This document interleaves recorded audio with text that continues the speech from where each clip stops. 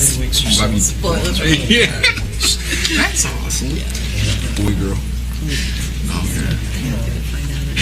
It's just, it's Wow. not nice. Exciting. Poor Jim.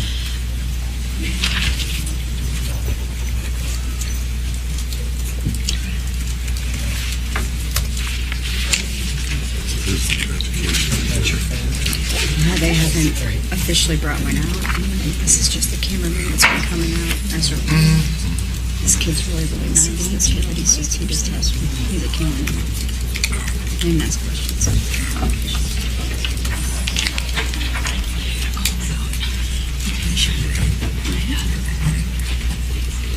We're pretty good there. I mean, let Jim get his stuff plugged in maybe.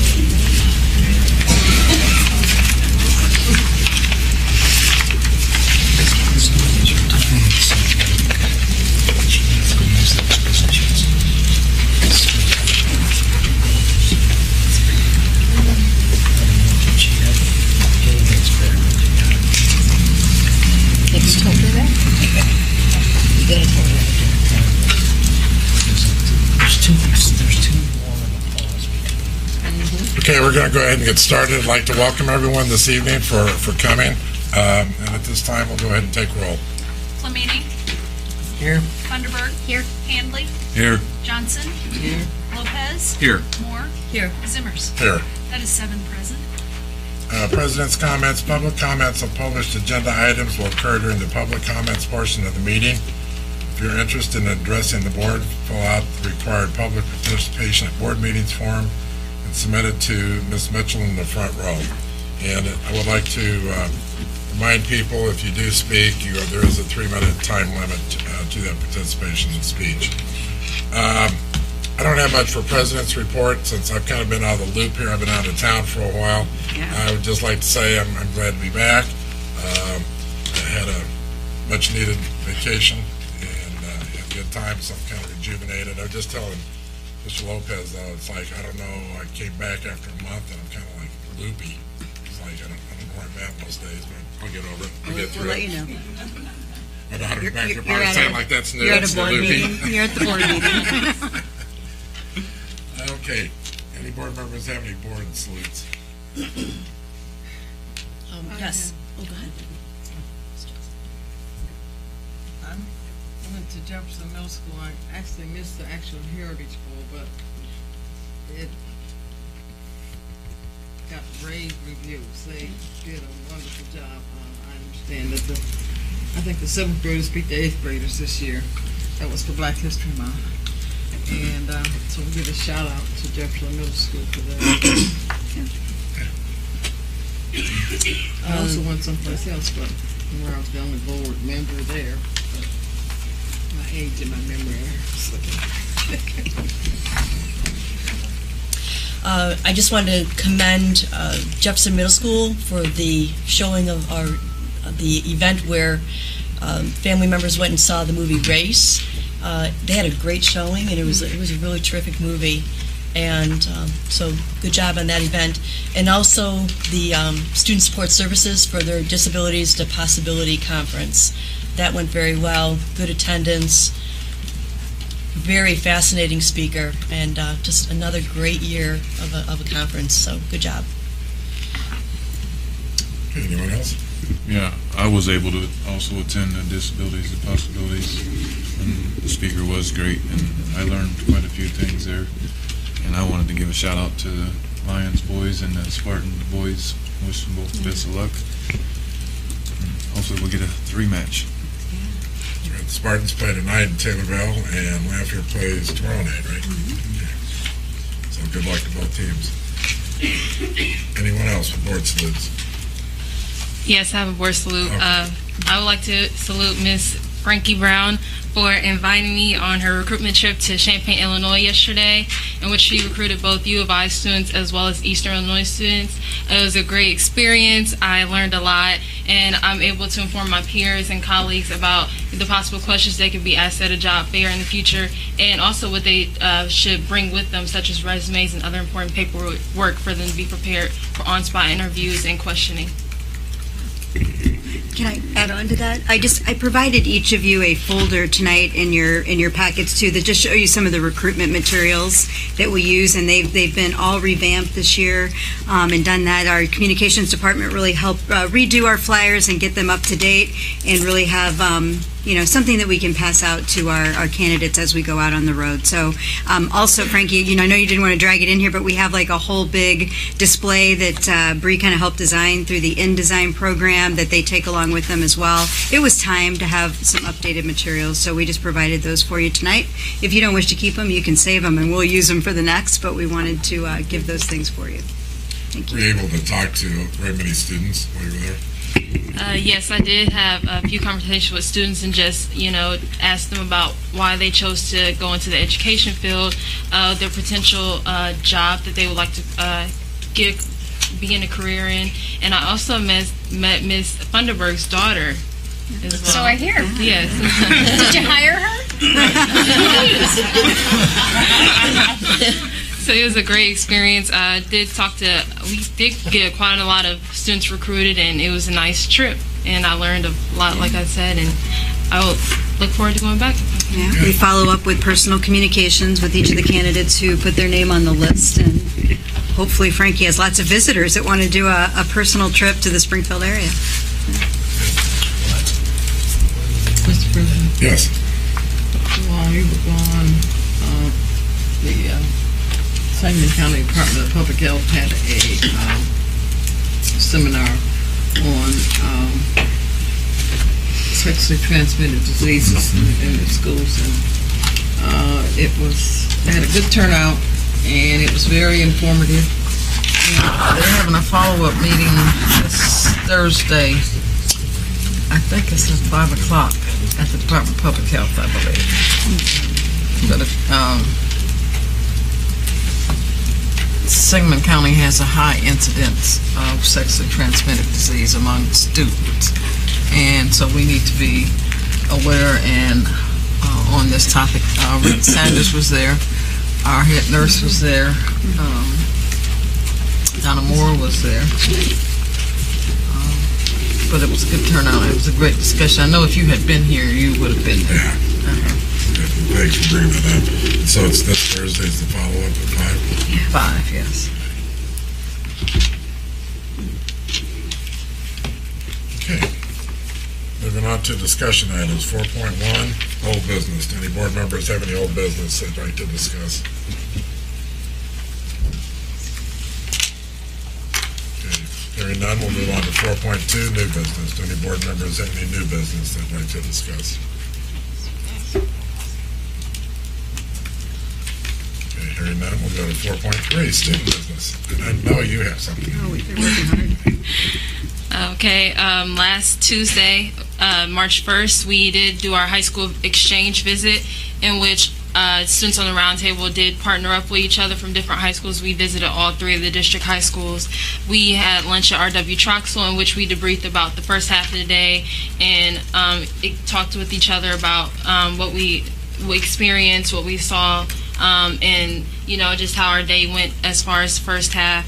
And we debriefed fully the next day at the student roundtable, in which we talked about the difference between the schools, what we thought we might experience going from one school, the discipline at one school opposed to ours, and just had just fun conversation about what we experienced and how we would like to go the next year if granted the opportunity. Good. Were there any surprises? No, I don't think there are really any surprises. Nothing too bad. It's always a lively conversation amongst all of you. Yeah. Though. Yeah. Okay, now we'll move on to presentations to the board. 5.1. All right. Mrs. Gill's going to present the technology plan. I'm going to do something a little different and stand up and do the... It's easier to do the PowerPoint, be able to see it and present to you, but I appreciate this opportunity tonight to be able to present something. Can we do this so that the microphone is closer to my height? There we go. Have a a presentation tonight based on almost a year and a half of work about the digital landscape of District 186. So, President members and members of the board, as well as the cabinet that I've worked alongside on this project very closely, and many members in the audience who served on that committee over the last year, thank you for being here tonight and being a part of this presentation. When I stand in front of you today, I usually sit beside you, but this is one where we've kind of had to take a lead and really think differently and outside the box a little bit, partially because of financial landscape that we also live in. So at the time we're trying to build ourselves digitally, we're also trying to build ourselves financially in the district at the same time. And due to unforeseen circumstances in the past, we had to do a moratorium. We had to do what was right for our district to get back into a fiscally responsible situation and have the opportunity to have ourselves catch up. But in the meantime, we've become kind of woefully unprepared to move forward with a digital program in our district with students, and then also have our staff have the right devices in their hands to do their jobs each and every day. So we really went forward with this project with a systems perspective. And in systems thinking, we do so thinking not only about what box or device we're going to buy, but really how students are going to use this and how they're going to move forward with their learning because they have a device in their hands or at their fingertips on a daily basis. We also know that during this time, we still wanted to make sure that we have a balanced budget, that we're working within our means, and that we're showing how we can lever this and push this forward in our district over a 5-year plan. So it's not going to be something that we can do overnight, but it's definitely something that we're going to be able to leverage success each and every year as we move forward. So as we sat down to work on this plan, and I think many can attest in the audience that it went from just talking about getting a new computer to really talking about how we utilize our current technology, why it's important to integrate technology in what we do and into our curricular planning, how we plan to leverage professional development for our teachers and do so in a differentiated way, because we know that not all teachers are at the same place in time, and if we keep providing the same professional development, some will kind of feel stalled out and not have the next step in their design.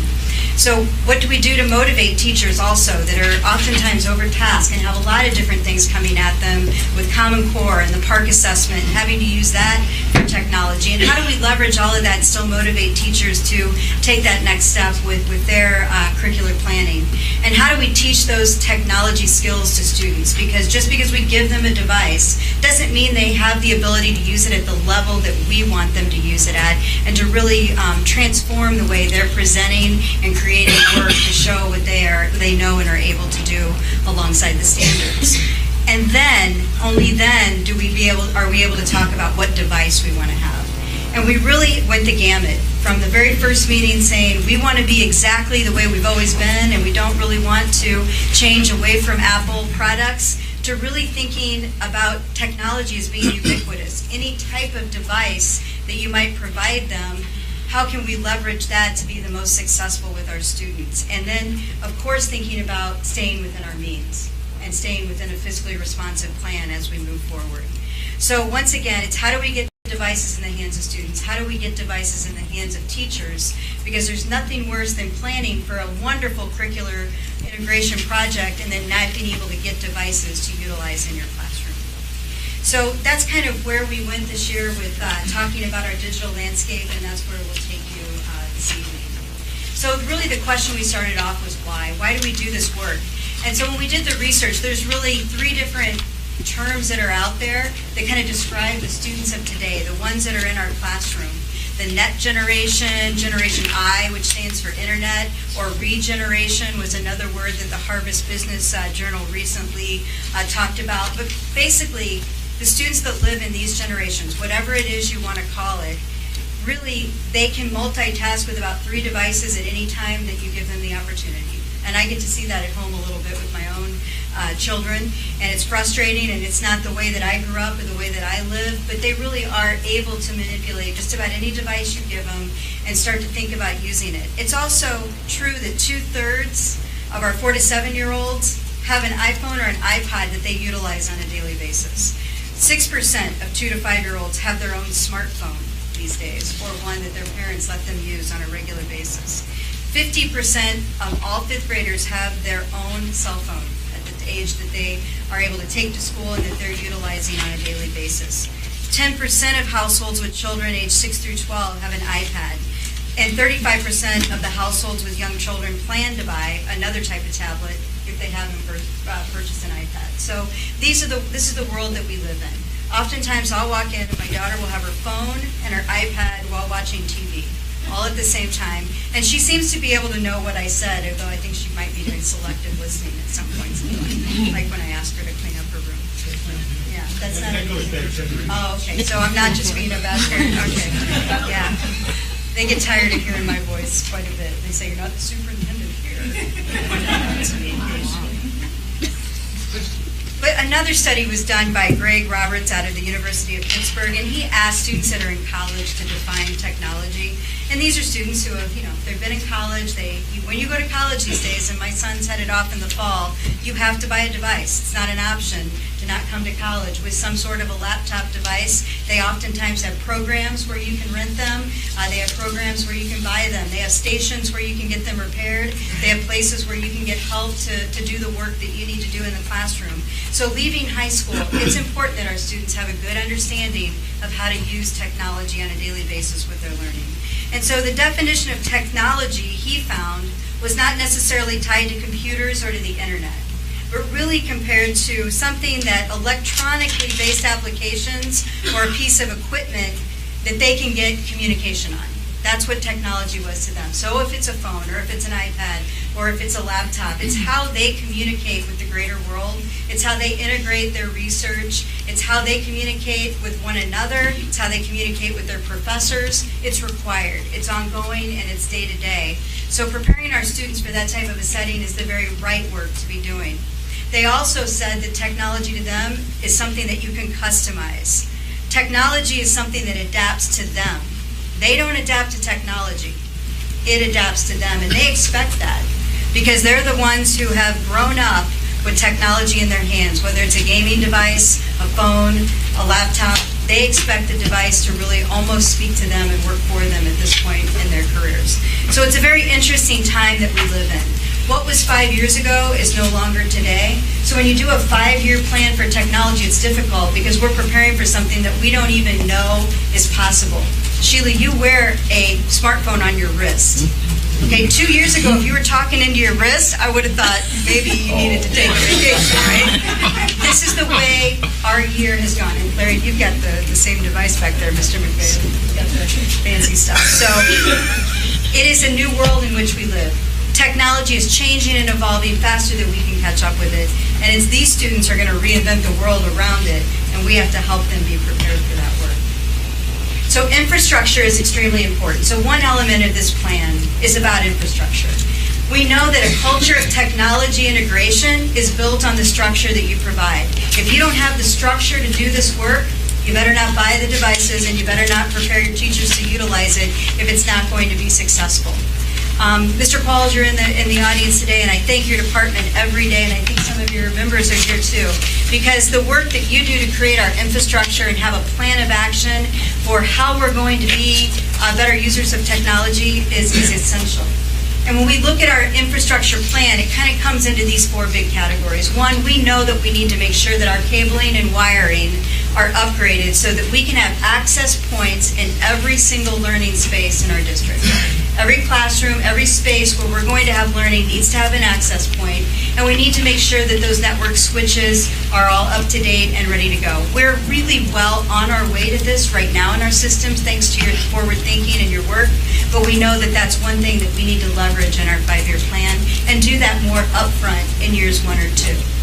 Our network upgrades. We need to continue to increase our speed not only between buildings, which is where we leverage partnership work with CWLP, but also making sure that we're constantly replacing our firewalls, increasing our internal network speed, and then also making sure that we do this up front, because later on in the presentation, you'll learn about how we want to leverage Chromebook use, and those require internet access when they're utilized within the classroom. They don't really work well if you don't have good internet speed and you don't have good access points in your buildings. We also know that our buildings oftentimes have different structures and nooks and crannies and turns and corners, and all of those have to be considered when you're doing access points, because they're not robots. They have to actually be able to, they can't work through walls. So when you think about those back hallways at Southeast High School, or you think about the brick construction that so many of our buildings have, we have to think differently in each building to really make sure that our needs are met. We know that supplemental internet connection, which you voted on a couple weeks ago, will really help us have additional success with that and have a backup in case something goes wrong. And then we also know that directory service structures, these are our servers and all of the software services that go along with that, are constantly something that we have to make sure that we're upgrading and keeping in place. So infrastructure is very important. If you don't have that in place, the device is really not a conversation that you can't have. We know that our costs and the plan that I provided to you, once again, over 5 years, we expect this to cost us about $2.8 million.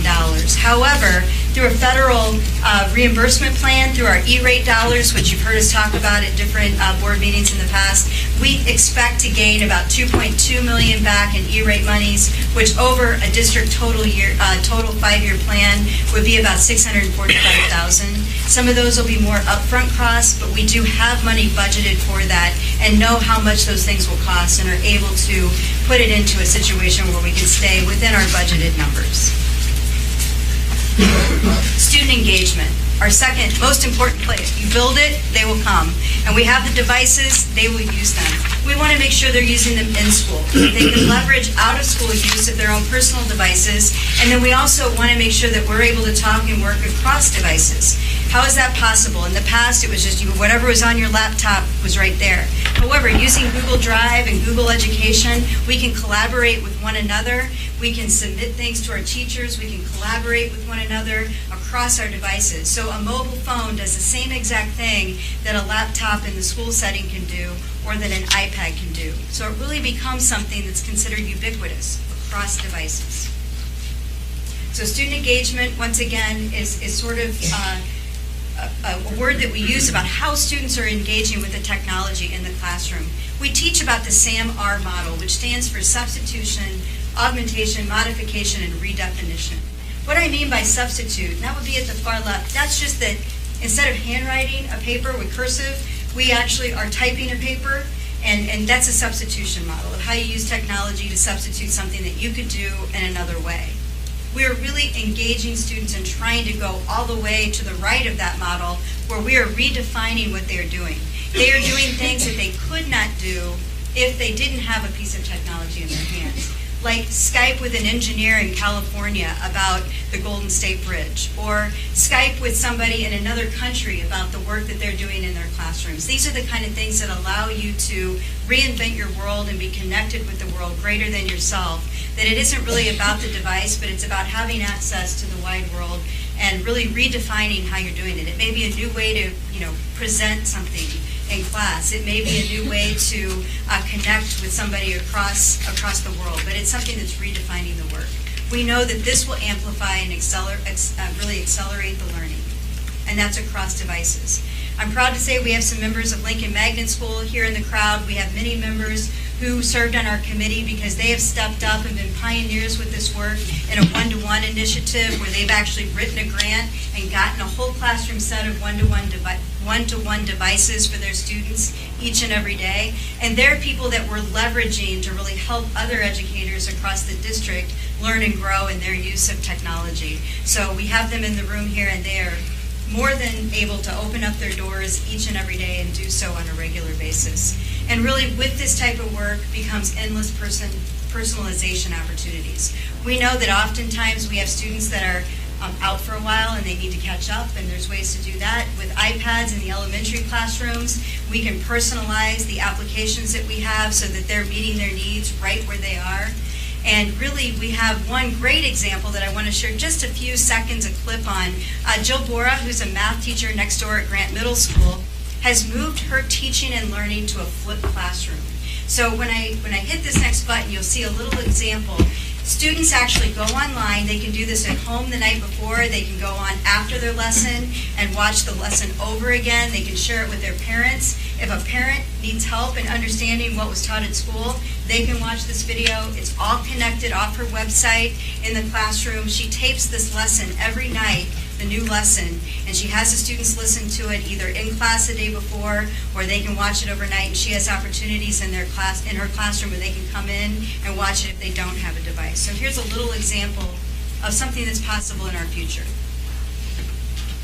Well, many of us have successfully shown that we can solve one-step equations. So let's go ahead and look at notes 3.1, and this is solving multi-step equations. So I will learn how to solve multi-step equations and that process.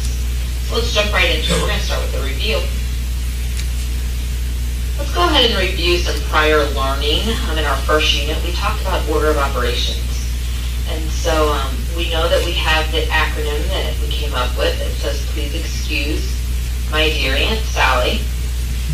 And this helps us to remember the order that we need to solve our order of op problems, starting with parentheses first. So let's go ahead and do this problem together.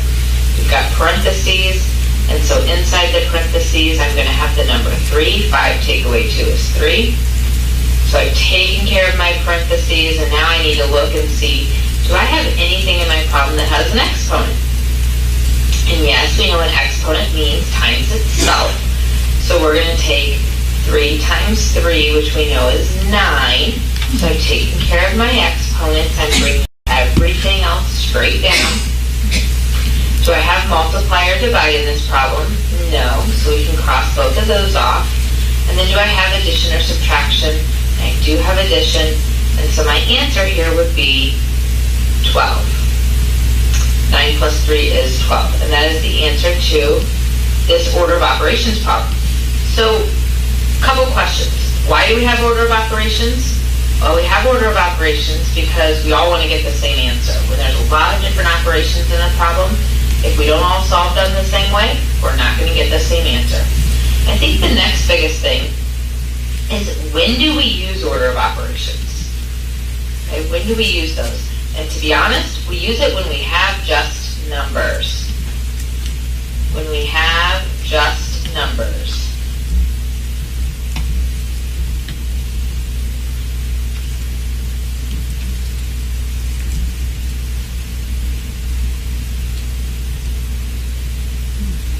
Remember, these are your notes, so feel free to abbreviate like I did the number sign.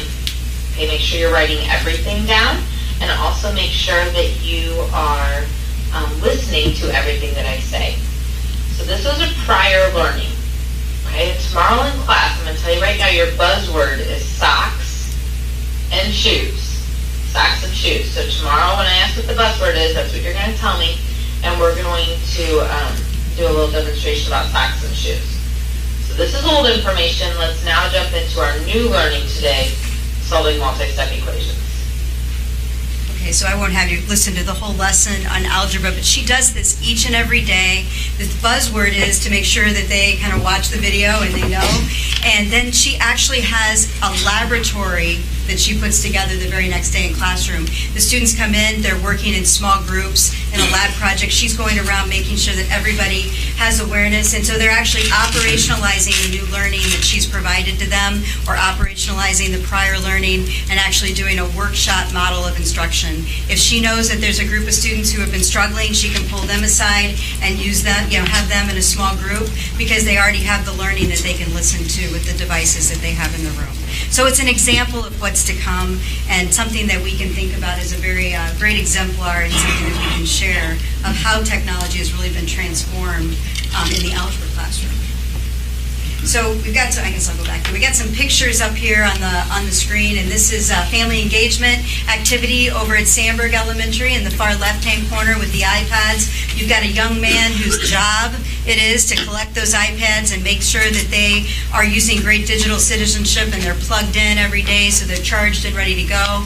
You have somebody who's listening to headphones and doing an assignment as they speak, and you have a little girl who's actually sharing what she knows using the iPad. And then the top two pictures, you see middle school using Chromebooks, and those are our Dell kind of rugged style Chromebooks that I'll show you in a little bit later. That's kind of a device of the future and a device of choice after our pilot program.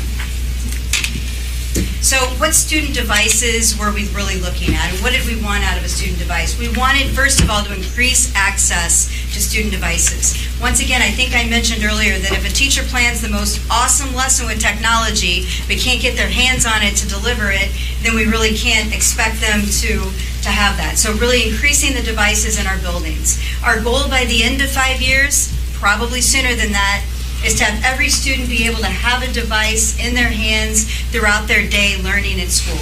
Whether that's off a cart or a device that's been individually assigned to them. Right now, we're leveraging more and more carts in our buildings so teachers have more access to checking those out and using them in their instruction. We know that it's ubiquitous. It's not something where we can just say it's only this or only this device. We can go across devices. So a lot of classrooms are moving to wanting to have iPads for their learning. That's especially popular at elementary, but you saw Mrs. Bora using an iPad to do her presentation. That's how she was writing and why it was the way it was, because she was using a stylus and a pen on an iPad. Chromebooks, this rugged design that we have some pictures of in our presentation tonight, and then also MacBook Airs, which are the new iteration of the MacBook laptop. Those were the devices that we have rested on and will be leveraged within our plan. So up in the left-hand corner, that's a lab of students at Southeast High School. It's a chemistry lab. And it is, what they're doing right there is they're working together on what they call a dry lab. So they're actually utilizing a program where they're actually running through the concept that they're going to actually do hands-on the very next day. And they're collaborating and making predictions about what's going to happen, hypothesizing, and then they do their lab the very next day in class. So a little bit of a closer look at those Chromebooks. This rugged design is very sturdy. You can see that they lay all the way back flat. They also have very good hinge systems on them. When I was working in Unit 5, I learned that hinges are extremely important. If you buy any type of a device where the hinge is flimsy, that is the thing that gets opened and shut so much every day. We actually had bought a brand where the hinge would break and then a metal piece would jam into the motherboard. That's not good when that happens. So I told Brent, the one thing I wanted to check on is the hinges and the devices. So these are happen to be a Dell that we purchased, but all of the different companies are actually making this rugged design now that we can check out. And the good thing about Chromebooks is that they're very cost positive, if you will.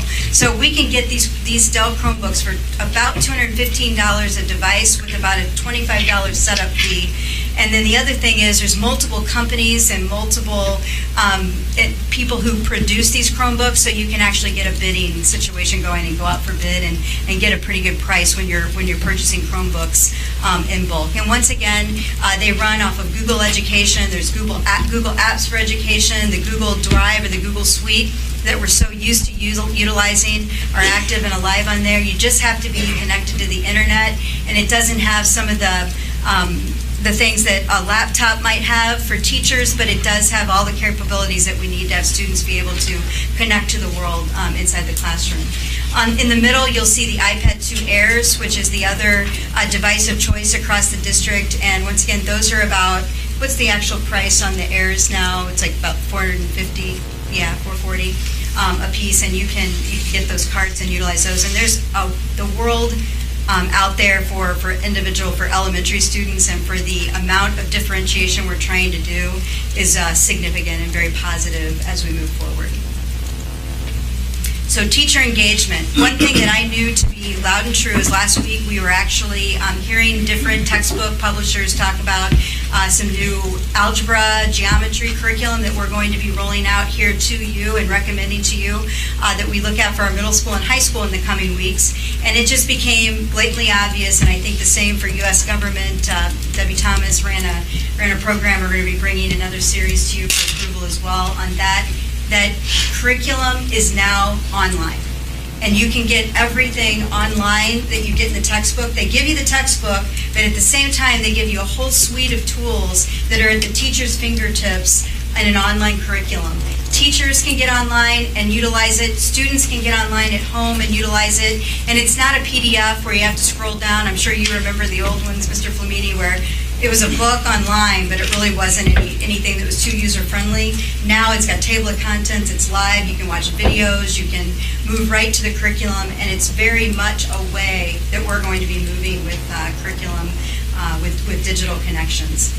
Google Drive collaboration, we've seen groups like our speech and language teachers, for instance, had a small group that have been getting together, and they use a Google Drive document. They collaborate with one another across that Google Drive document without having to drive and go find one another in another building.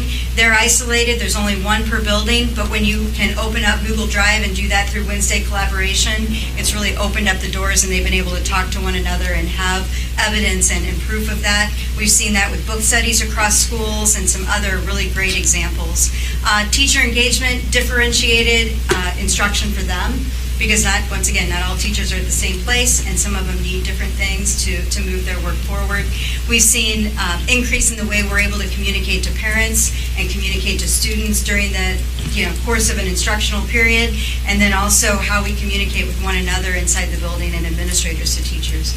And then also assessment. There are hundreds of apps for assessment that you can utilize to provide formative feedback, to do just-in-time feedback, and then of course we're preparing for the PARC exam, which has to be administered on a piece of technology, and all of the technology tools that we're offering tonight do have full specs for running the PARC program efficiently.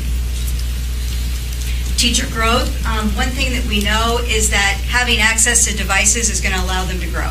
We know that having professional development that's differentiated is extremely important. But we know, and our technology coaches are in the crowd tonight, that providing job-embedded coaching opportunities, just going beyond just conceptually, you could do this in your classroom, to actually going in the classroom and showing them hands-on how it can be done and how they can design it and how it can become a very user-friendly, very fluid situation for them is something that we're committed to and that they do on a regular daily basis. Also, ongoing throughout the year, we have technology facilitators that are assigned from each building. They meet with our technology coaches. Our technology coaches are teaching them new tricks and tips and everything that they need to do so that they can go back and deliver those sessions during their Wednesday collaboration times. And we know that that can only become stronger and better process as we have devices in students' hands. And then we also know that it has to be a year-to-year plan. So once again, a 5-year plan for where we're going to go with our professional development. Technology rapidly changes. So any plan that we have, we know that we have to be ready for potholes. We have to be ready to change our course of action because of new things that are out there and new apps that we want to teach them, or better apps that are doing something, that can do something that is better than what we have been using before. But we know that with our technology coaches really out there learning the landscape of technology and digital citizenship, that we're ready to go in a year-to-year fashion. So that teacher growth is extremely important. What we're recommending for our teachers in the district, because they are operating with systems that are 5 to 6, sometimes in our special ed department 7 years, 8 gig. It's a solid state device. There's no more moving parts inside. I believe Mrs. Moore, you have one in your hands right there, so that's kind of what it looks like. And we're realizing a lot of repair costs that we would like to minimize through this purchase. For one, is a MacBook Air. Not provided by the district, so I'm not sure. No, it's not. And USB port is obviously a part of that, so you can save and download. But Pages, Numbers, Keynote, iMovie, GarageBand, all of the things we've done so much work training teachers on to utilize within their classroom are already loaded on here and free. And then also we're going to be realizing a lot more use of cloud space to save. These don't have as robust of a hard drive as our older computer is used to, but saving everything on your desktop, if I opened up mine, I would be in trouble by Nikki because she hates it that I save things on my desktop. Everything will be cloud storage now, and that really helps us move forward and save space on our technology. So the teacher devices, once again, we want to maximize our training, utilize that cloud storage. We will have a new acceptable use policy that will be given to teachers that they'll sign off on. We want to move away from having individual teachers have a lot of their own personal pictures and things of that nature on these, because there really isn't space on those. So we'll be teaching them to kind of move all that to the cloud and have their own cloud space. That was something that didn't exist like 3 years ago, the word cloud and storing things, and now it's an everyday term that we utilize with technology.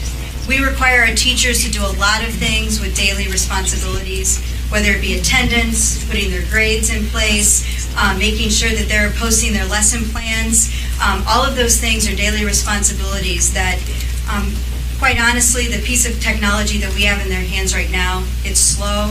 I sat in a collaboration time the other day where it took a good 10 minutes for a teacher's computer to warm up and get to where they needed to go, and then it was slow as they moved forward. Once again, we have a lot of teachers that don't have their devices on a regular basis because they're being fixed, and we really need to move forward to getting them a device that's going to be the very best that they can have in the classroom. So once again, the last thing about this device compared to a Google Chromebook is that it's not 100% tied to the internet. So if you are anywhere in the building, you don't have internet access, or if you're anywhere in the world with your computer with you and you don't have access, you can still utilize it and do everything on it. And then when you're online, of course, you can do Google and do all the internet pieces. But it doesn't have to be online with Google Chromebook. It's hard to operate if you don't have web accessibility at that moment in time. So once again, teacher motivation, we talked about that. There is a distinct, with our new evaluation system, there's a way that teachers can really move into the distinguished category on a couple of the main domains. So in the domain 2E, a critical attribute for distinguish is that the teacher and students make extensive and imaginative use of available technology. You would be amazed. I mean, our teachers want to be distinguished. They want to move to that next level. And this is one way that if they can get the devices on a regular basis in their classroom, they know that they can move up in that distinguished category. And there's also another component in Domain 4, which is maintaining accurate records, where they can prove and show us that they have used this to an extensive manner. They can really improve upon their evaluations. And it is motivating for teachers. They want to show us the work that they're doing. And this is the exciting type of work that they can do and say that we're really taking it to the next level. So building administrative use and expectations, I expect the same of my administrators that I've been talking about with teachers. I want them to understand the SAMR model for instruction. We've been doing that in our principal professional development all year, where we've been linking not only the SAMR model and what they should be looking for in classrooms, but we're also linking it to our depths of knowledge that we know is how we measure our standards. So we want to make sure that we're helping our principals understand where it is that they can leverage this growth on their teachers' evaluations. Also, we want them to model the use with their staff, so at each of our principal professional development, we are teaching them and integrating technology in our trainings so that they can go back and teach and model those same things to their teachers. And we also want our principals to maximize communication with families, utilizing technology, and call our teachers into understanding of what's expected and where we want to take this next growth. So how do we get there? This is kind of the nuts and bolt pieces. We know we can leverage our current fiscal year budget, FY16, leverage Title I flexibility that I'll explain in a minute, leverage our Title II dollars that Ms. Boozer's office runs for teacher development and professional development, and then also asking for a lease for Apple devices as we move forward. So the education fund in our current budget year, we can afford 250 iPad Air 2s to refresh our old Apple iPads that are out in the district. We have some end-of-life iPads that are operationalized right now out in our classrooms. Those iPad 2s in the next iteration of operating system, the apps will not work any longer. It will simply not be that the same apps won't work any longer. We'll be kind of stuck with the old apps, using those over and over, and they may not even be supported as we move forward. So it's important to have a refresh plan. It's never good to have any type of a technology plan where you are moving forward and you're not thinking about how you're going to replace it. Technology is a new consumable. We used to buy workbooks and have to buy those every year, and we would have to replace them every year, and that was a cost. And we used to get a little angry as principals if we looked in and the teachers weren't using those workbooks. We'd be like, you have to use those workbooks because it costs us money to buy those and they're just getting thrown away. Or teachers, we would save those old workbooks so that if somebody moved in, we'd pull them off. Well, it doesn't have the first 20 pages, but it's good. We can do that because it was something we knew we were not going to get replaced, and they became like gold. Technology is the new consumable. It's just not an every year consumable, but it's an every 3, 4, 5 year rotation that we need to be on. And as a system, if we're ever in a place again where we have to improve everything overnight, like we're kind of in right now, that's not good planning. So once we start this plan, we need to start a plan for refreshing on a regular basis every 2 to 3 years and have our computers on kind of different rotations so we're not financially strapped in the year we have to replace replace everything because everything is 4 or 5 years old. We're really close to that right now. Really close to having all of our technology be very aged, and we need to make sure we get into a new cycle. So we're asking for that refresh, and that is about $107,000, and we do have that budgeted for this year. 11 Chromebook carts. Because of some of the creative funding that I'm able to show you on the next couple of slides, we have enough money left in our budget to leverage Chromebook carts, about 330 devices we can leverage for our high schools and middle schools and our alternative programs. I have those up there because when we look at the device to student ratio in our middle, high schools, and alternative, that's where we're the lowest. And we want to make sure that we have the high school students that are getting ready to go to college have devices in their hands on a more regular basis, and that teachers are actually using them with students and helping them to prepare. So, can I ask you a question? You're including high school and elementary in here. So how are the high school students going to have more access? Are we limiting this to a certain school? Are we doing it district-wide? I mean, 650 somewhere I saw a number.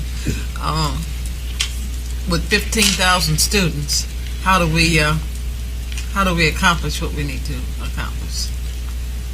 Well, it's going to be slow and steady, and in the next couple of slides, I'll be able to show you how we're going to leverage each year over time. But basically, we need to look and see. So we're not going to get there very fast, is what you're telling me. Yeah, unfortunately. We're going to get there faster than we were doing the plan that we had before. So this is what I know, is that we can look. For instance, Lanphier High School was able to buy a lot of carts with the SIG grant money. So they're in a little bit better shape than Southeast and Springfield High. So we should leverage where our biggest need is to provide those devices to those schools. So we need to look and see and make sure. And basically, we want to make sure that each division of teachers, each little area of teachers have a card at their disposal so that they can pull that and use that. You may not need a card every day. If you're given a test one day, you may not need that card, or maybe you do because you're giving that on the computers. But we want to have it to where the teachers don't have to share with 25 classrooms, but they're down to just sharing with 2 or 3 classrooms. Or we also have opportunities for more one-to-one classroom grants that you see there. We really hope to fund another $125,000 of one-to-one classrooms with Chromebooks and or iPad cards that are the most cost positive, if you will, across elementary, middle, and high school. Our elementaries are very close to being one-to-one. There's a few of them that need some support from us, and we know those numbers, and we've got the whole accounting list of which schools need more help than others because they haven't been able to leverage the dollars in other ways. So let's go back to Ms. Bora. She doesn't pull her students don't pull their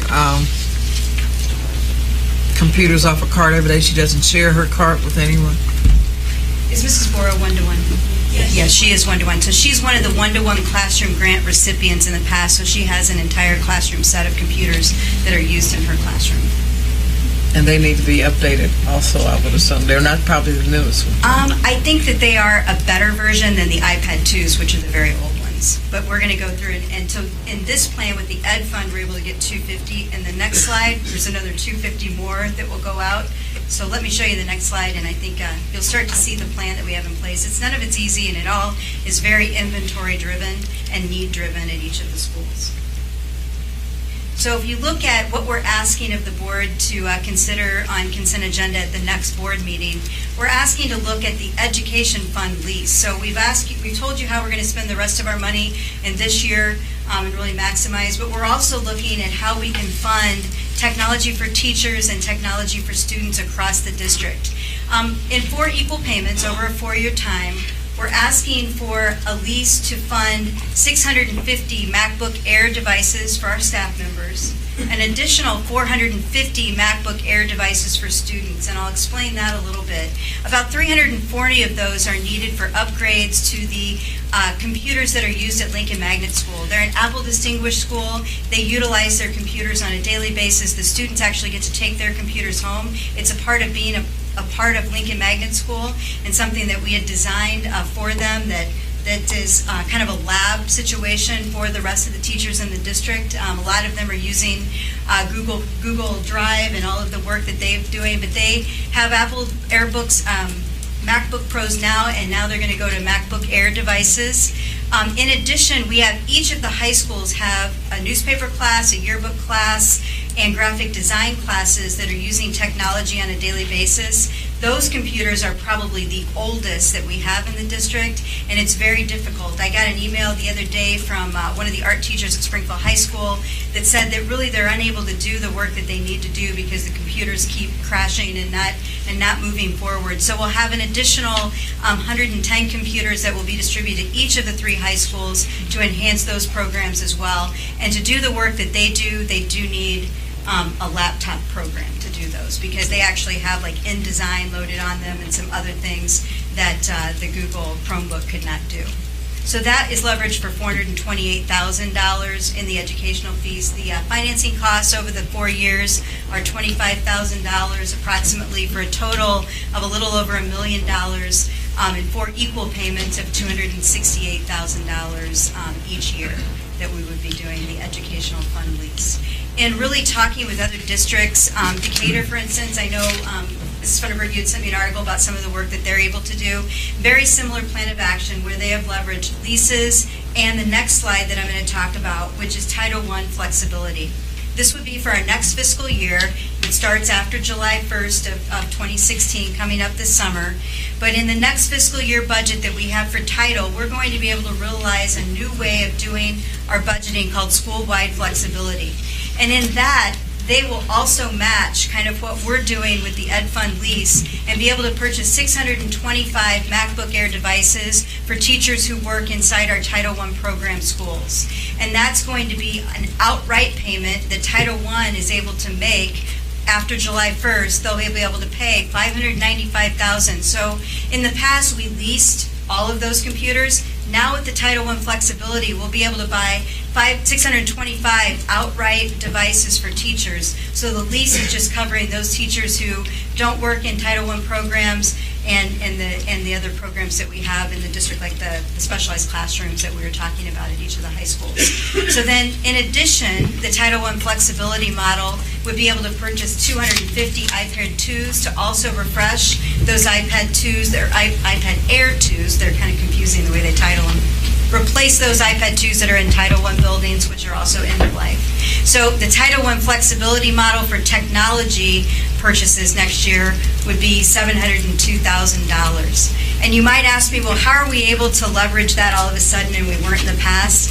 With the passing of the ESSA law, we realized that we can really leverage this Title I school-wide funding. The ESSA is all about the money going back to the states and states being able to be more flexible.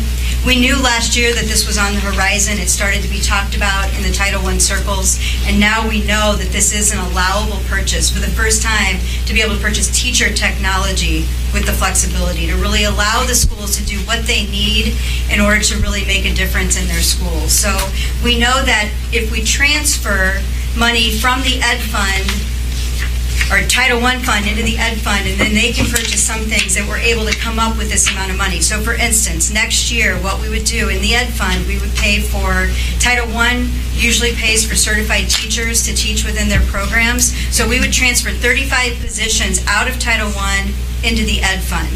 And then Title I would pick up our non-certified positions, like our 21 lead secretaries, 40 kindergarten paraprofessionals, 10 security positions, and it would be a one-for-one swap. So it would be about $2.7 million that would come out of Title and $2.75 million that would go back into Title.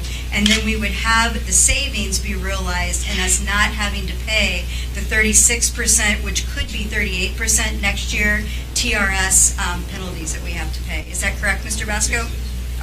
So we've been working on making sure we explain that in a way that's understandable. So where did you get that? Confusing. Who told you could do that? Mr. McVeigh, how is that allowable now under Title I? It's allowable under school-wide flexibility. The state's been pushing for about the last 2 years. Came down from the federal government about 3 years ago. It's more of a look of school-wide, of really being school-wide, where funds are no longer just commingled. They're put together. So when you do that, then the supplements tank is no longer part of that equation. So it allows allows for the first time ever for all teachers to be able to realize some of the use of that Title I funding without the supplement and supplant. And we actually have called State Board, written out our whole plan, and gotten some written confirmation that this is an allowable way to use funds for technology. And once again, it's exactly how Decatur leveraged their work as well. So we know we have some great examples. You said Urbana as well was doing the same exact model. So it's a way to realize the savings through not having to pay the large fees of TRS funds for pension. But the biggest difference, I know you keep on comparing Decatur, but they passed a sales tax. That Actually, I talked with them. Their biggest way that they save money on theirs is they actually, the sales tax was able to purchase all the infrastructure. So that $645,000 that I talked about would no longer be, and they put that back into technology spending as well. But it was infrastructure. Sales tax has a lot of really specific things. It has to be about building improvements, but wiring and access points and all of that are allowable under a sales tax. so all their infrastructure was paid. All their infrastructure, and so they were able to take money out of the idea for that. You know, as this becomes more and more widespread in the high schools, the usage of the technology in the science classes, Out of this world. I mean, unbelievable math. And I know at the high schools now they have labs that were put together back when I was doing this stuff that allows for that instruction. And it's changing everything everywhere. It is. It's a good thing. So our next steps, we would ask that, really the ask of the board is on March 21st to approve the consent agenda for the lease. The other work will come, the FY16 part of this is already completed. We're ready to go on that. We haven't spent that in case we can't do the rest of the two parts of that, but we just got confirmation about the Title I flexibility, and that will be able to be leveraged right at July 1, which would give our technology department plenty of time to get devices into the hands of our students and teachers at the beginning of the school year. And then we would just move forward with purchasing the materials out of the FY16 budget. So to make this work, all three legs of the stool have to sort of be in place. But we think we've taken our time, done due diligence with the types of devices and leveraging the most for our money that we have and to move our district forward. Next steps for the future, we'll want to continue in that 5-year plan to consider refreshing our iPad 2s and refreshing any piece of technology on a regular basis. We'll just have to constantly go back to the drawing board and have a plan of action.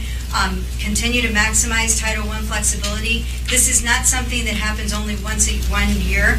It's every year we'll be able to realize the savings with this new plan. And it could be even more if our Title I funds increase at all, or we could realize even more if the TRS penalty is higher, and it might be at 38% above the 36%. And then we continue, as we add devices, we'll need to, over year 2, 3-year plan, really look at our personnel needs, network specialists, technology TILs, and those for the first time are an allowable expense as well within some of the Title I flexibility. So we might be able to leverage personnel out of our title because those are non-certified positions. Logistics, we'll want to make sure we get the new acceptable use signatures and have discussions at schools about saving things to the cloud and providing a plan of action for how we're going to data transfer from the devices. Any of the teachers in the crowd remember that when we got our last laptop, so we had to go stand in a long line. We're going to work that out. We're not going to do that. And then inventory planning, making sure that we're able to log all these in and take all the other stuff offline, and really make sure we have a plan for high school, middle school deployment of new cards like you talked about, Mrs. Johnson, about making sure that those cards go where the need is very high so that we can get computers in the kids' hands. So that's the presentation tonight. I appreciate you letting me kind of be a different person here and not sit beside you, but sit in front of you. I would just like to see if anybody from the crowd has you have any comments, or do you think we covered it all? Is there anything I missed? All right. Good. We worked pretty hard.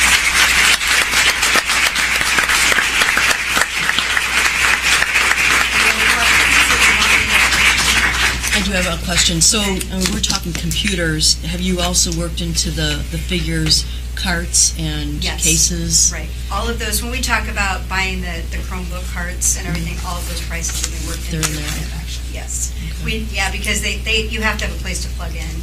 So anytime, when we're talking about a set of 30, we know that the cost for the carts is also there. And Okay. actually, if you buy the new iPads, you don't have to buy a new cart. It's just the same carts work with the, so those are not worn out.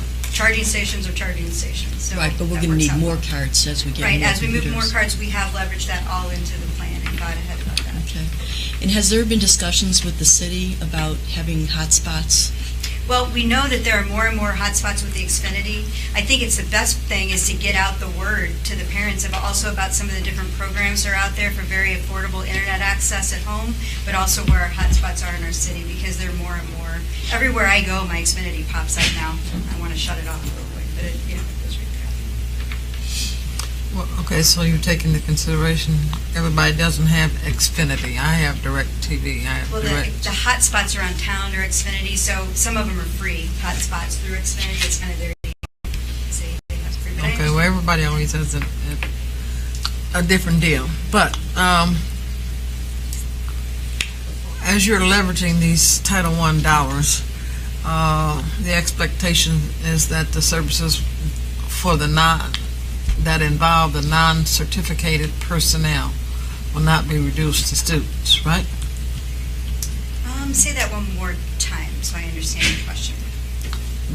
You're taking these Title I dollars, you're doing a flip trade-off, whatever, and you're going to, I assume that means you're going to pay the non-certificated people out of Title I rather Yes. than certificated, okay? Right. All right, so suppose a child needs one-on-one services. We're not going to have anything that disrupts that Not at all. service to We the are child. not moving any one-to-one services into Title I. We're just doing the 21 lead secretaries, the kindergarten paraprofessionals that are in every classroom, and they, that's in contract. And they Okay, have so one is of that in those. this document that you gave us? Yes, it is. Okay. Is there any other questions? So we're looking at purchasing, these computers simultaneously. I mean, it's not like the teachers are going to get new computers and then the next year the students are No, going to get. this plan is simultaneous right now. Right. And this gets us jump-started, and then each year we'll leverage, making sure that we have the dollars, but we'll be coming back to you, telling you how we're going to spend our extra Title I dollars next year, how we're going to spend our FY17 budget out of technology.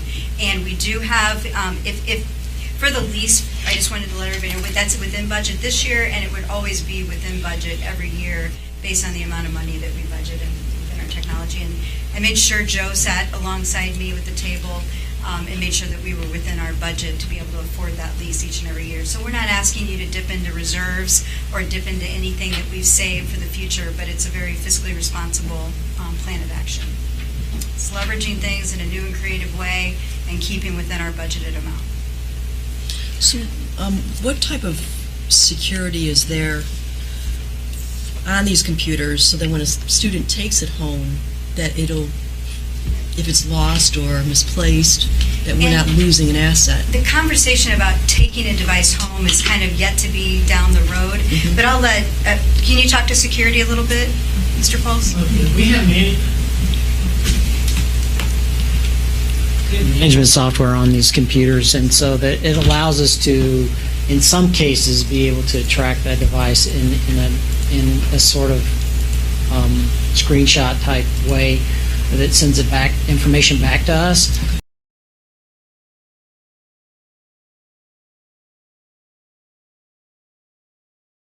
Because the amount of devices that actually get stolen would not make up for the cost that software would actually cost us. So it's really not worth it. Okay. But we do have access for what they're searching online during the school day and all of those kind of pieces too. And there's a whole component to our curriculum for the internet safety that we have in place, and it's right off our website. The teachers can click on it and have ready-made lessons so that they can do that work. Let me clarify this. With the students that have one-on-one, we're able to take the computers home. It's my understanding that there's been very little theft, very little loss. Is that correct? Are those students able to do that? So it's almost a non-issue? Yes. Is that what you're saying? Yes. Okay. So our goal would be, over the course of the next couple of years, to have those conversations about, once we get enough devices, that we could actually think about every student being able to take it home, or check computers out. If there was a cart that I don't have a device at home, so I could check one out, but my daughter doesn't really have a need. She can grab hers at home, but another student may have the need. So those are the kind of conversations we're going to continue to leverage. Every single year, we're going to have, this is going to be a fluid plan of action. It can't be something where we say, this is what we're going to do year 2, 3, and 4. We don't even know what to expect in year 3 and 4 and 5 with technology. But also, we need to make sure that we are fiscally prudent and have the right amount of money in our hands. But I know this does a few things for us. One, it really solves a problem that our teachers are having. One of the things that you all know that I did is visit every single school for over 3 hours a day when I went, and the number one thing I heard across the teachers' concern is their personal access to computers to utilize with their teaching and learning with their students, and 2, the age of their laptop that they were using, which was doing just the basic thing like doing attendance very difficult. So we really have come to the point where we're at a fork in the road, and we need to really increase and improve our technology landscape, our digital landscape in District 186. Either one of you? Did Matheny Withrow get their cards? Yes. Remember how we had the question about the iPad cards for Matheny Withrow? They're all there, and all the apps are also loaded on. First of all, Mrs. Gill, I want to say, when you started talking with the board about this several months ago, I think you were a bit frustrated with us because we asked you to give us a plan and to do your research and come back to us. And I really appreciate the depth of research and the show of commitment here on the part of your staff, and I think that's really good. And I personally appreciate you standing up here and presenting to us and owning it. So thank you. I do have a few questions. So those of you who know me, and several of you do, me asking technology questions is scary, but I just have a question. First of all, this sounds like a silly one, but I don't know the answer. With Mrs. Bora's lesson, if you're a kid who wants to do that at home and you don't have a device, what do you do?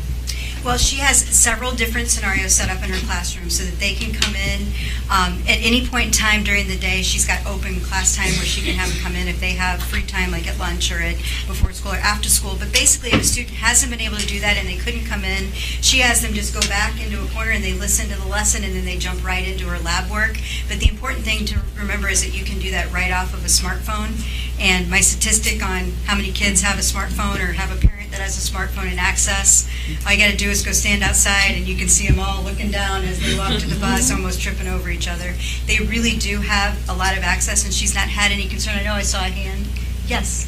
She also has CDs that she builds into her math budget every year, and she runs the CDs for the kids so they can take them home and watch them on TV and play over the PlayStation. Right.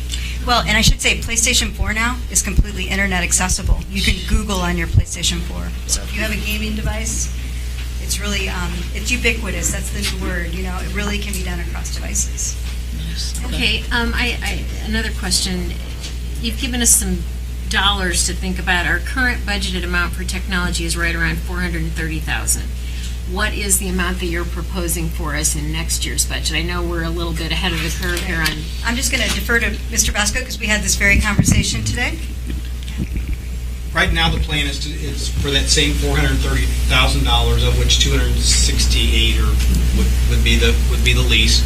And then also currently we have approximately $100,000 in the repair budget, and we think that at least $70,000 of that will be able to switch over to the new devices as well.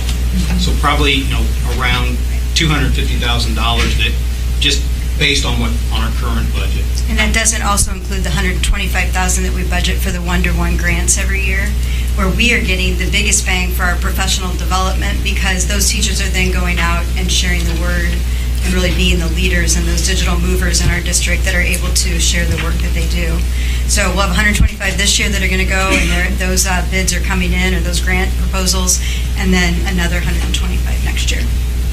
So are you at all concerned, Mrs. Gill, about locking us into this lease payment? Because I'm sure the lease does not include a provision that says if the state of Illinois stiffs you on your money, you cannot pay your lease payment this year. Well, and I asked Mr. Basco that same exact question. And, where we would fall down in that is if we couldn't leverage as much dollars for new technology, but at least our teachers would be able to do the work that they need to do on a daily basis for the life of this lease. And it's a way that all districts are having to kind of leverage leverage different amounts of money just to get it done. I had two big things that we talked about from a committee standpoint. They knew I said no several times that we should just go all Apple everything, and they got frustrated with me, and we brought in Dells, and we did a whole Dell pilot last year so we could really have teachers, getting their hands on those Chromebook. Actually, I shouldn't just say Dell. The Chromebooks were across all different companies so we could get a look, and the rugged version was the one that rose to the surface for us. Because we know we're scared about some of those things that we have on our horizon, but we also know doing nothing is not a good thing. And so this was the best leverage that we could have with kind of that tripod, like I said, of being able to leverage funds that we budget, funds that we're going to be able to get through Title I flexibility, and this. The Title I dollars don't diminish. They are always very strong for our system, so we'll always have that pot of money as well. So we feel strong that this is the best opportunity for us to move forward and get us back to where we need to be. And the Title I realignment, you say that will continue on an annual basis. How do we know that? Well, you want to explain if we're always going to keep the teachers out of there, yeah? Until the law changes, though, right? I mean, the ESSA, that's why we didn't move before. Because that's a big chunk of this, as I understand your numbers. The Title I Well, here's the thing, is we're buying those outright, okay? So we're going to spend that money right now. It's outright. We own it, okay? There's no lease. There's no... If we don't have that money, it's less devices that we can buy outright. It's going to slow our movement towards having more devices in our building to where we are one-to-one. But it is not going, once again, it's not, once we buy them outright, they're ours to own and keep. Okay. So, all right, is there anything else, Mr. McVeigh, on that? Yeah. Was there? If I could respond to something too about something you said. I think in education, you can't sit back and say the state may not give us money 3 years down the road, because if you do that, you would never implement anything, and we in education would just be stuck. You have to go on the supposition that we are going to have money down the road, because we often do a lot of things in education that are 3, 4, or 5 years down the road, and we can't just say the state may not give us this money in 3 years, and they may not. But then we're going to have to figure out what to do and how to deal with it, because otherwise we would never implement anything in education if we always had the mindset that they may not come through in 3 years. Yeah, I don't disagree with that, but I just want everybody to understand with eyes wide open that once we sign that lease, we're making those payments. And if we have to cut something else to make those lease payments, that's what we're going to have to do. Well, and I think we also need to look at, we are spending in 4 years what the last lease cost us for 1 year. That is a good. Because that was a $1.2 million per year that you guys got yourself stuck into, and this is about $1 million. It was 1.9. 1.9. Okay. And all right. the whole life of this lease is just a little over. It's like $1,400,000. Right. So. Okay, so my last question is, and I appreciate your comments about needing to think ahead now about replacing things in the future. So we're not stuck with buying everything again. Or having a big need. All at one time. So with the staff refresh, as I understand it, every teacher, every staff member, administrator gets a device. So have we thought about staggering that so that we're not doing all of those, because they'll all go kaput on the same day? Well, if I can't stagger it now, because our devices are at 6 years now, so if I get 500 this year, some of those teachers will be at 700, and they just can't do it. I mean, there isn't a good, the devices out there are in pretty big disrepair in our shop and our crew. They're out of warranty. We can't even get some of the parts for some of them. So we need to do it all now, partly with the Title I and partly with this, and then we need to have a refresh as we move out, so that we don't get that place in like 3 years. And we can be doing, at the end of the lease, the ones that we were doing then, we can refresh, but in the middle, maybe we can refresh the Title I with the Title I money more frequently. And we need to have a plan of action for that. Are any of these computers that teachers are going to be relinquishing, is there any money value to those? We've had some conversations about that. Along 2 runs, we can get some buyback money. What is it for one of the old white ones now? Very little. Like $80 or $60, yeah. So it's more valuable to the teachers, and so we're actually seeing if they want to buy it back and have it for themselves so that they have all their stuff in case something happens to do that. And I was over at Jane Addams the other day and floated that idea, and they're like, yeah, We would do that just to have peace of mind that everything we ever had was still on something, and that we could have it, and that they thought maybe they could just, have it at home or let their kids use it until at the very end of its dying days. But once again, the internet capability and the speed and all of that is what's really horrible in this. It's still a storage device, but it's not fast enough to do the work we require of them. So, bottom line, we're buying for staff, $1,275 total, half out of Spreadsheets, right? Ed Fund and half out of Title I. Yeah, it's approximately that. And then we have some of those other devices. Okay, so Joe said that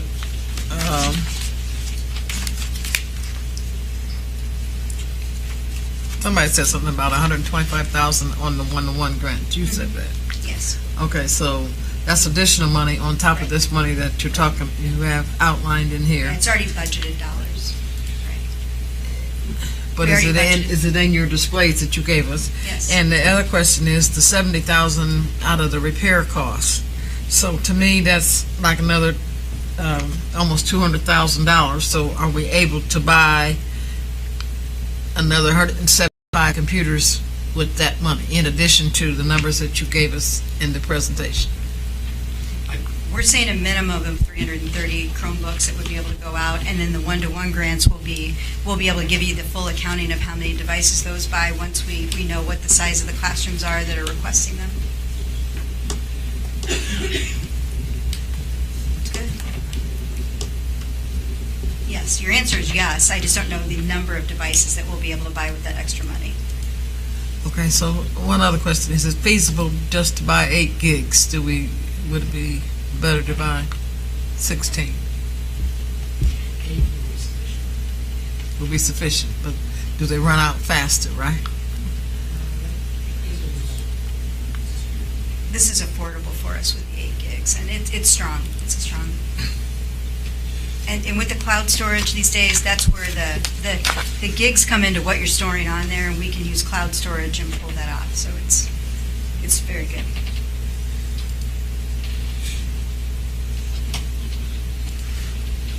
Anybody got an update from the game yet? Yes, I do. I knew she would. It's 23-17. 23-17. Who's winning? Mohammed Seymour.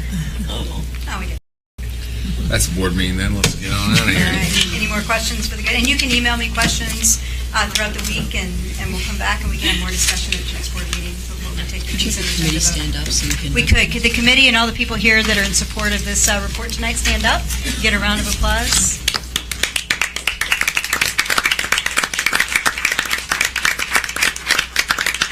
There's some other members, like Wayne Hamilton, for instance, is on my committee in a big part, and he's coaching the game tonight. So there's some other people that couldn't be here this evening because of other events. So it was a pretty big committee that worked pretty hard over the last year and a half. I really appreciate your work, and appreciate the coaches too. Raise your hand if you're your coaches out there. We had one that was absent. I really appreciate that.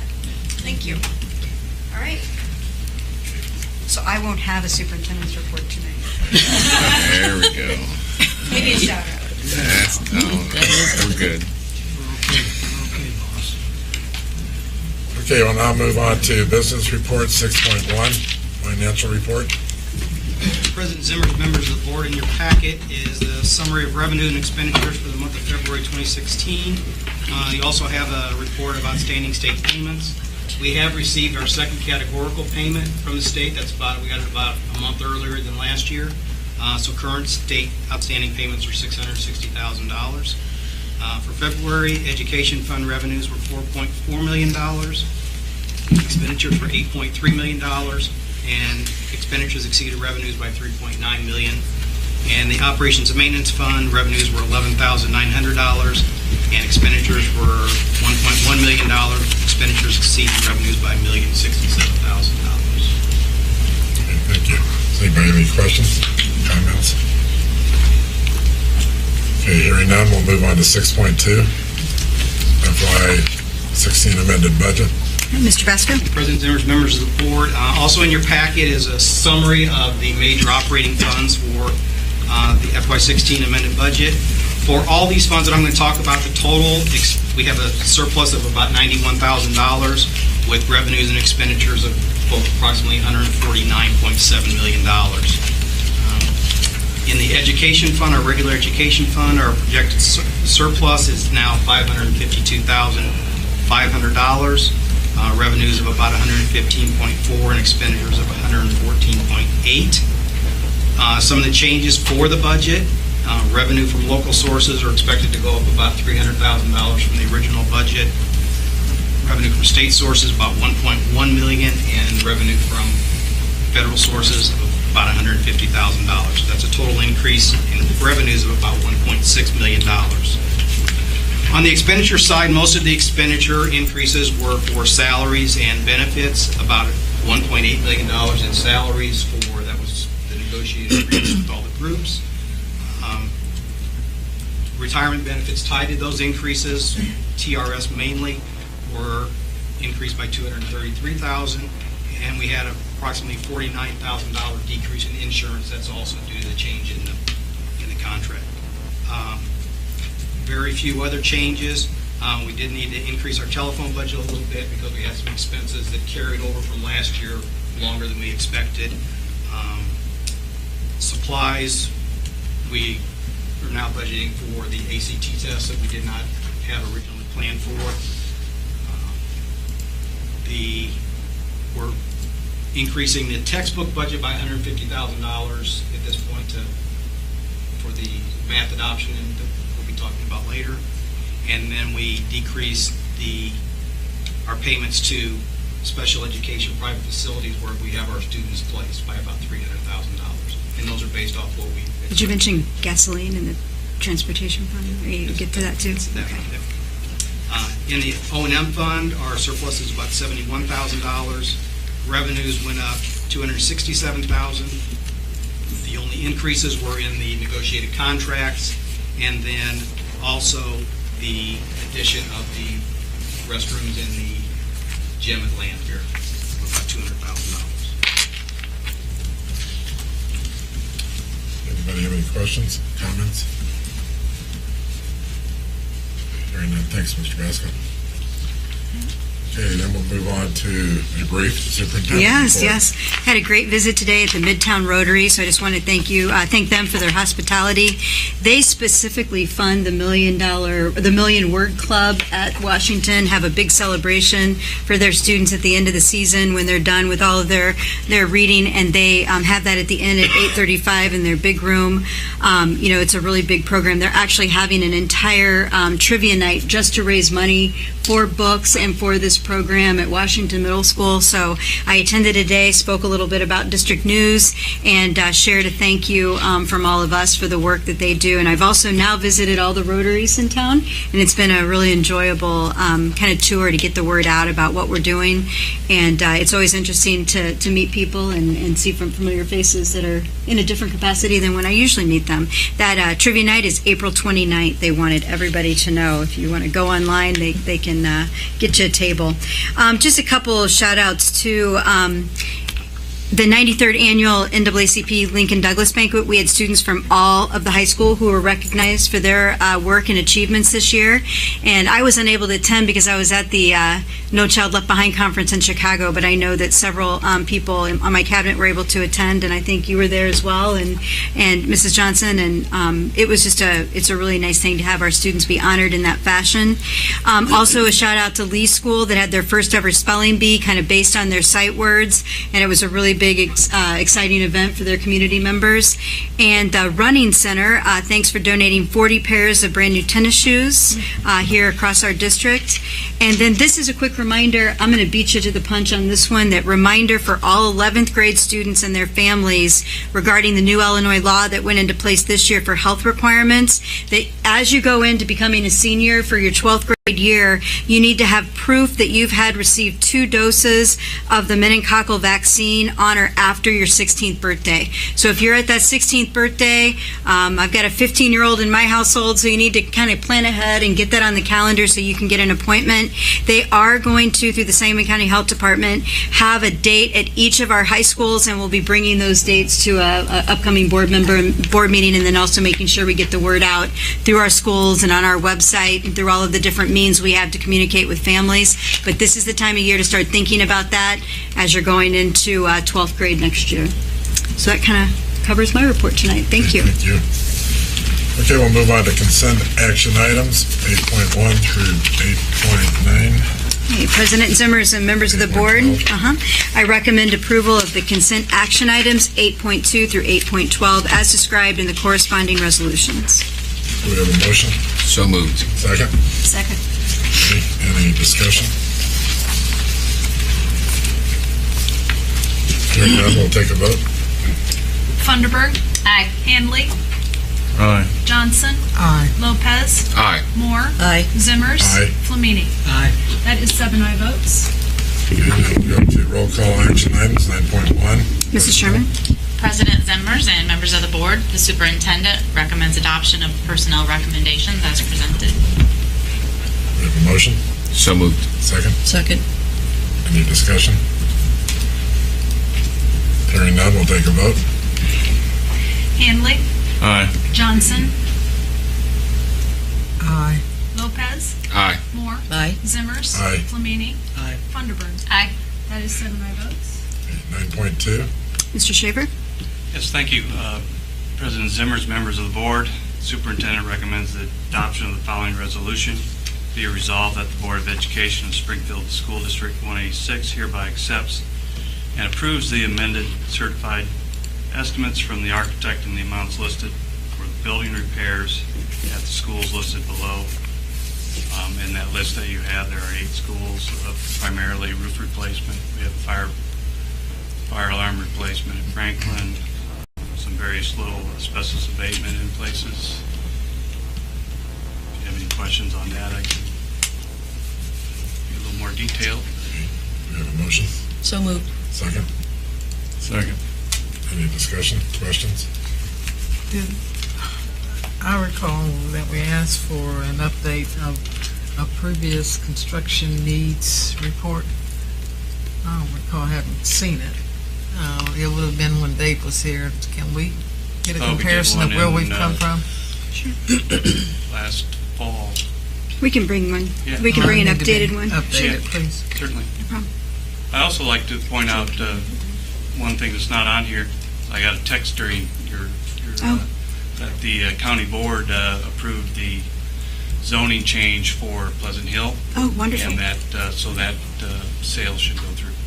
Okay, excellent. Any other questions? Okay, hearing none, we'll take a vote. Johnson. Aye. Lopez. Aye. Moore. Aye. Zimmers. Aye. Flamini. Aye. Funderburg. Aye. Handley. Aye. That is 7 aye votes. Okay, 9.3, student discipline.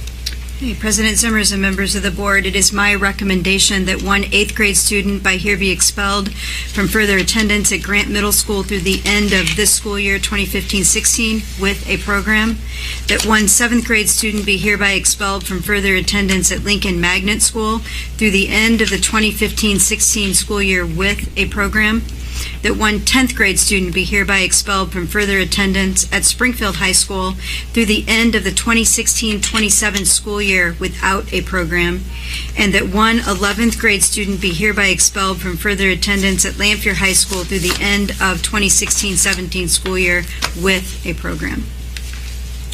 Do we have a motion? So moved. Okay, second? Second. Any discussion?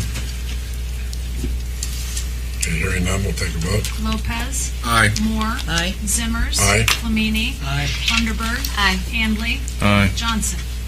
Present, because I was not present for the discussion of what went on. Thank you. That is 6 aye votes and 1 present. Okay, before we adjourn, does anybody have anything else?